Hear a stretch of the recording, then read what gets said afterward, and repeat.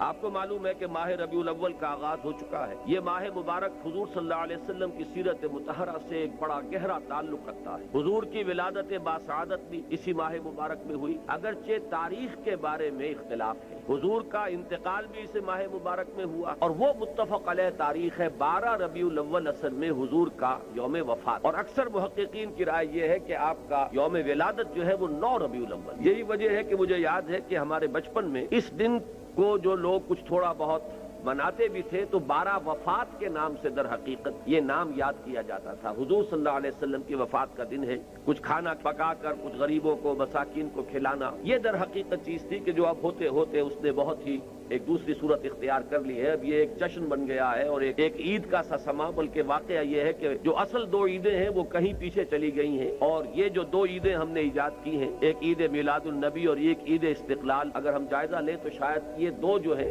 یہ زیادہ four ground میں آ چکی ہے۔ لیکن یہ کہ جہاں تک آپ کی ولادت اور آپ کے وفات کا اس ماہ مبارک میں ہونا ہے وہ ثابت ہے۔ حضور کا ورود مدینہ منورہ میں بھی ماہ ربیع الاول میں ہوا ہے۔ اس پہلو سے اگر اس ماہ مبارک میں ہم سیرت النبی کے مطالعے کا ایک خاص موضوع رکھیں، کسی تاریخ کے تعین کے بغیر اس مہینے کی مناسبت سے سیرت مطہرہ پر گفتگویں ہوں، غور و فکر ہو، اور اس میں بھی عملی پہلو سامنے ہو، اتباع کا جذبہ، سمجھنا سمجھانا اس لیے ہو کہ اس پر عمل کرنا ہے، تو یقیناً یہ چیز ہمارے لیے بہت مفید ہوگی اور ہمارے بہت سے امراض کا شاید اس سے مداوع ہو سکے۔